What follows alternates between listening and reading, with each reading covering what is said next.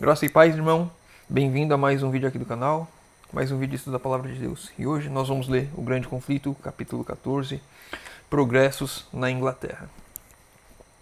Enquanto Lutero abria ao povo da Alemanha a Bíblia, que até então estivera fechada, Tyndale era impelido pelo Espírito de Deus a fazer o mesmo pela Inglaterra.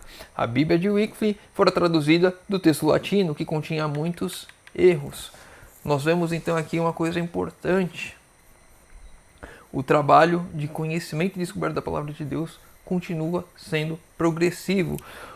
Wycliffe ele traduziu a Bíblia do latim, a Bíblia que já era dos católicos. Agora Tyndale ele vai direto na fonte, nos textos mais próximos ao original, para dar uma luz maior ao povo ali. Tinha muitos erros de tradução, porque já vinha de algumas mexidas da igreja romana.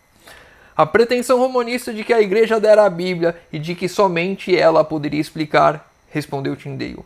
Sabeis quem ensinou as águias a encontrar a presa? Pois bem, este mesmo Deus ensina seus filhos famintos a encontrar o Pai em sua palavra. Isso a gente já vem repetindo algumas vezes e que é a base dos reformadores e que deve ser a nossa base hoje. Quem vai explicar a Bíblia? É o próprio Deus que nos explica. Por isso que ao iniciarmos o estudo da palavra devemos sempre orar, buscar que o Espírito Santo esteja nos iluminando, guiando nossos caminhos, para que possamos compreender aquilo que Deus passou de mensagem para a gente, e não a minha interpretação, aquilo que eu acho, aquilo que eu acredito. Não tirar textos de contexto para melhor se adaptar à minha realidade, àquilo que eu quero fazer. E não delegar a função de entender a palavra de Deus ao pastor, ao padre, ao ancião ou a qualquer líder religioso que seja, um bispo ou quem quer que seja, ao papa, enfim. Cabe a Deus nos explicar a palavra e cabe a mim e a você estudar a palavra, buscar esse entendimento, não ficar esperando que outras pessoas nos passem, ficar esperando aquilo que a igreja diz. Temos que ir direto à fonte, não ficar como cristãos passivos. Aquilo que me dão, eu me alimento e entendo como verdade. Tenho que ir direto à fonte, porque se eu confiar no homem, eu posso ser enganado. Maldito o homem que confia no homem. A nossa confiança deve estar apenas em Deus. Enquanto semeio num lugar, o inimigo devasta o campo que acabo de deixar. Não posso estar em toda parte. Se os cristãos possuíssem as escrituras sagradas em sua própria língua, poderia por si mesmo resistir a esses sofismas. Sem a Bíblia é impossível firmar o leigo na verdade. Se eu não estou enganado, foi Tyndale que disse essa frase. E aqui está um ponto importante. Se nós formos tentar cuidar de todos, tentar ensinar a verdade a todos e privá-los de ir à fonte, privá-los da escritura, quando a gente sair de lá, vai vir o inimigo e vai devastar todo o trabalho. Temos de levar as pessoas à fonte. E a fonte do conhecimento da palavra não sou eu e você, é a própria palavra. Temos que levar as pessoas à palavra. Nós queremos levar pessoas à igreja, nós queremos levar pessoas a programações, nós queremos levar pessoas a diversas coisas, mas esquecemos de levar pessoas à palavra. Que elas busquem o conhecimento, que elas tenham a fome de se alimentar da palavra de Deus. Que elas clamem pelo Espírito Santo para ter o entendimento. E pode sim ter alguém para vir explicar uma coisa ou outra, como nós vemos lá no Novo Testamento, quando Tiago, se eu não me engano foi Tiago, acho que foi Tiago, não sei se eu vou confundir agora, que foi transladado para encontrar com o eunuco e o batizou nas águas. Acho que foi Tiago, não lembro agora. Enfim. Sim, pode sim ter algumas pessoas para nos explicar algumas coisas. Mas a partir do momento que ela explica, nós devemos ir lá novamente no texto e confirmar, e buscar, e comparar, pedindo a orientação do Espírito Santo, para que ele nos revele se estamos sendo enganados ou não. Não ficar apenas com aquilo que as pessoas dizem. Ir buscar na fonte. Sem a Bíblia é impossível firmar um leigo na verdade. Sem a Bíblia é impossível que uma pessoa permaneça firme no caminho de Deus. vai vir outra pessoa, vai semear outras coisas, vai mudar, vai perverter o puro e cristalino ensino da palavra de Deus. Se nós não levarmos pessoas à Bíblia, essas pessoas irão abandonar a fé. Tyndale foi traído e entregue aos inimigos, permanecendo por muitos meses na prisão, finalmente deu testemunho da fé, morrendo mártir. Mas as armas que preparara habilitaram outros soldados a batalhar por todos os séculos, mesmo até os nossos dias. Tyndale, ele preparou as armas necessárias para nós trabalharmos até mesmo nesse século, que é a palavra de Deus traduzida na nossa língua. No caso, ele traduziu em inglesa, mas enfim.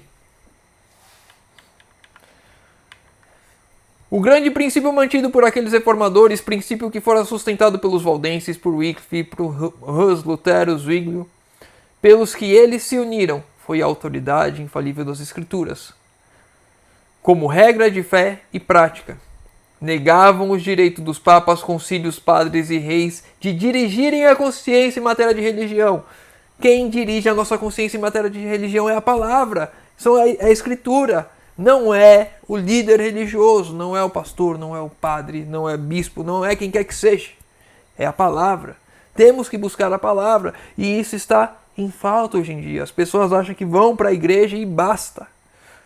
As pessoas querem comer a palavra, mas elas se alimentar da palavra, mas é só aquilo que a pessoa lá na frente passa para ela. E às vezes uma vez na semana que ela vai, às vezes duas vezes, às vezes não importa se a pessoa for todo dia se alimentando apenas daquilo que estão passando para ela,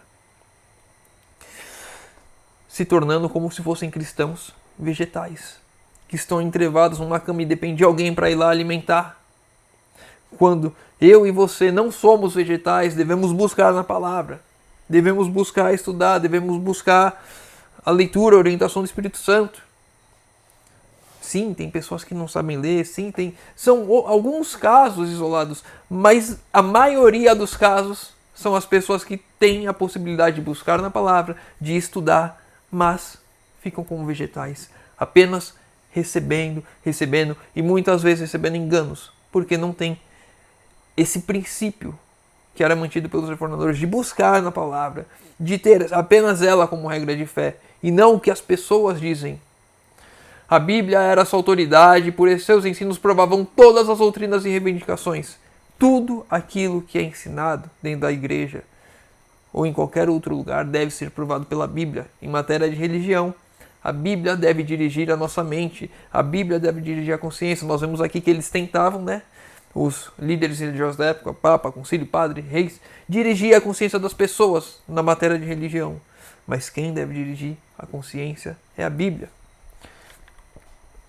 A fé em Deus e em sua palavra sustentava aqueles homens santos ao renderem eles a vida um instrumento de tortura. Sustentavam a sua fé, custe o que custar, porque estavam firmados na palavra, porque se não estivessem, eles iriam retroceder e não iriam firmar sua fé na palavra. Quando posto face a face com a rainha da Escócia, em cuja presença o zelo de muitos dirigentes do protestantismo havia se abatido, João Knox deu testemunho inquebrantável da verdade. Não seria ganho por meio de carinhos, nem se subjugaria diante de ameaças. E quantos não estão preparados e vão, sim, desistir, vão se abater, não vão prosseguir? Quantos não estão preparados para as provas que virão? Porque não estudam, porque não buscam, porque estão conformados, acomodados com a situação que estão. Estão verdadeiros laodiceanos, e pode ser o nosso caso. Quando fala isso é para a gente olhar para nós mesmos. Será que eu sou esse laodiceano que acho que sou rico e abastado, mas que na verdade sou pobre, cego e nu? Será que eu sou essa pessoa? Será que se eu fosse agora diante de uma autoridade, eu teria essa firmeza de não me subjugar por ameaças, por carinhos, por lisonjas, por qualquer coisa que seja, de manter firme no caminho da verdade, pregando e vivendo a verdade? A palavra de Deus é clara por si mesma, e se aparecer qualquer obscuridade em um lugar, o Espírito Santo, que nunca é contrário a si mesmo, em outros lugares explica a obscuridade de maneira mais clara, de modo que não poderá ficar dúvida a não ser para o que obstinadamente se conservem na ignorância. Tem um ponto na Bíblia que está obscuro, eu não consigo compreender. Outro ponto da Bíblia vai ensinar, vai explicar. O Espírito Santo vai guiando o nosso entendimento, vai guiando dentro da palavra, preceito sobre preceito, preceito e mais preceito, regra sobre regra, regra e mais regra, um pouco aqui, um pouco ali. Eu vou me debruçando na palavra e vou tirando o conhecimento que o Espírito Santo já deixou revelado. E ele há de nos revelar e nos dar esse entendimento. Só fica na ignorância quem quer. Só não entende, só fica obscuro alguma coisa na palavra quem deseja se manter assim. E não pode ser o meu e o seu caso.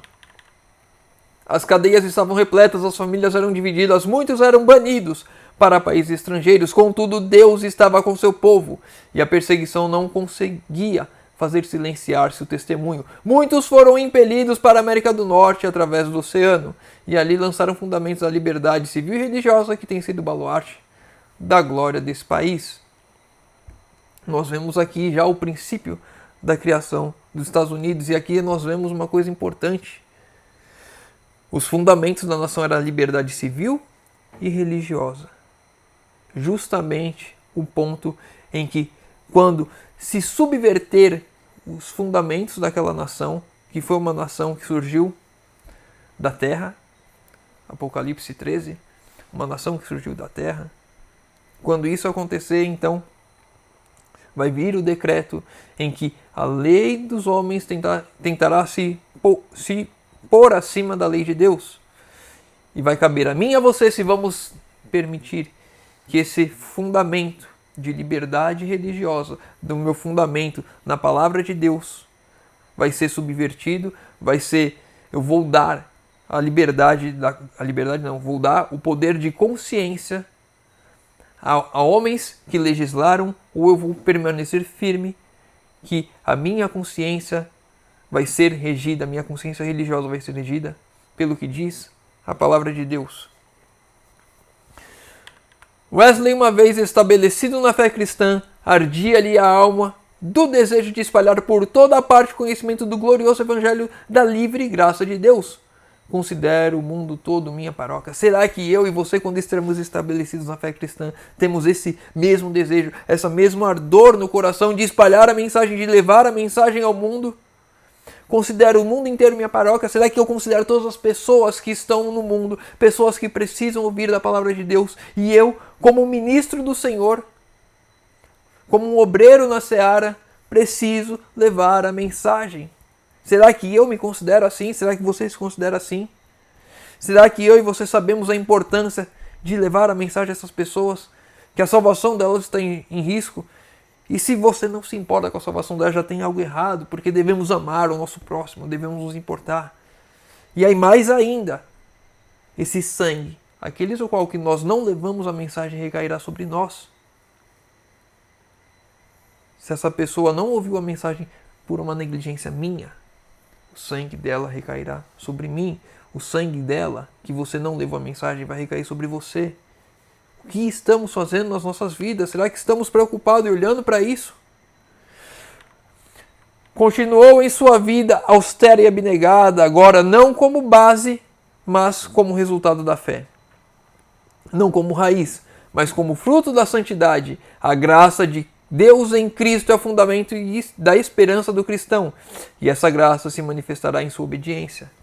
A graça de Cristo se manifesta na obediência do cristão. O cristão transformado, ele passa a obedecer a Deus. Não é mais a minha vontade, a vontade de Deus, o que Deus quer, o que Deus me orienta, o que Deus deseja de mim. A vida de Wesley foi dedicada à pregação das grandes verdades que recebera, justificação pela fé no sangue expiatório de Cristo e no poder renovador do Espírito Santo operar no coração, produzindo frutos em uma vida de conformidade com o exemplo de Cristo. Se a minha vida não está em conformidade com o exemplo de Cristo, significa que eu não estou convertido. se minha vida não é olhar para Cristo, me basear em Cristo e buscar ser como Cristo, eu não estou convertido. Se eu não amo as pessoas, se eu não busco levar o evangelho às pessoas, eu não estou convertido.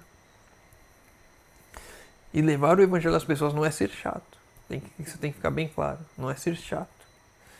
Mas tem que levar a mensagem, aproveitar as oportunidades. Quantas oportunidades são nos dadas diariamente de espalhar a mensagem, de levar a mensagem. E nós não aproveitamos. Aquela pessoa que senta do nosso lado do ônibus e ela abre oportunidade pra gente.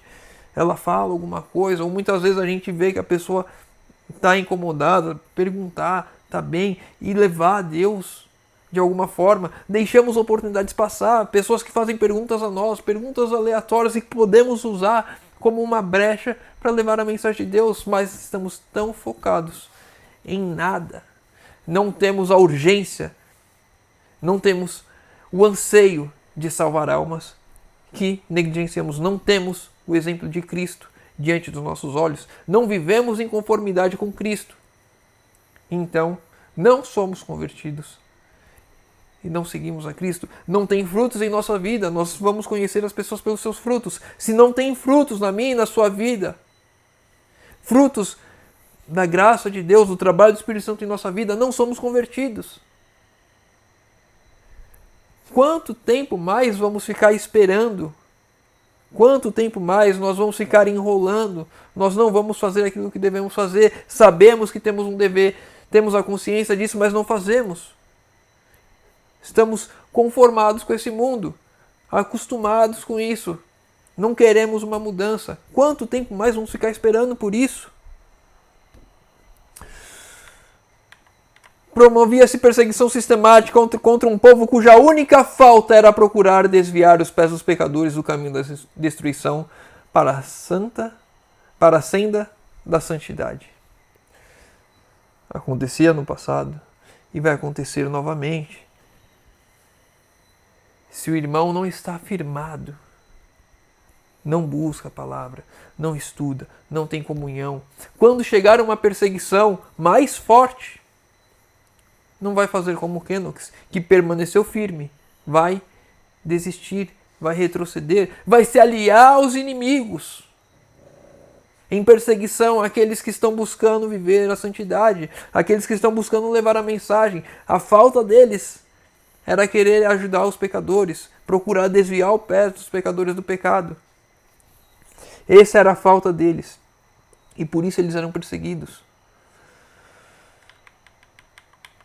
Em quem poderá ser um tio menos estrito sem corromper a palavra de Deus? Poderá qualquer despeneiro dos mistérios de Deus ser contado como fiel? Se muda qualquer parte de tão sagrado depósito, não pode diminuir coisa alguma, nada pode abrandar. É constrangido a declarar a todos os homens: não posso rebaixar as escrituras ao vosso gosto. Deveis elevar-vos até ela, ou perecer para sempre. Nós não devemos mudar a palavra de Deus para tornar mais fácil o Evangelho. Nós não devemos baixar a norma. Nós não devemos facilitar as coisas. Como está escrito, assim tem que ser feito. Cristo ainda elevou ainda mais a régua, de acordo com o entendimento que eles tinham. Se nós formos ver lá no Evangelho, quando perguntaram para Cristo a respeito da lei, e ele fala: no que diz a lei a respeito do adultério? Não adulterarás. Mas eu te digo que se pensares, já cometeu isso. O pensamento impuro Cristo elevou a norma, não rebaixou.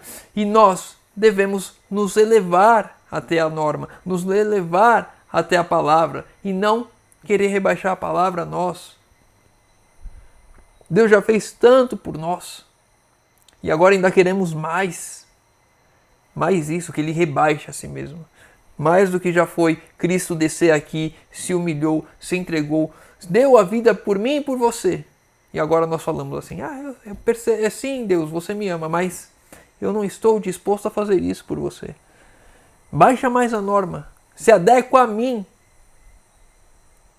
Para que eu...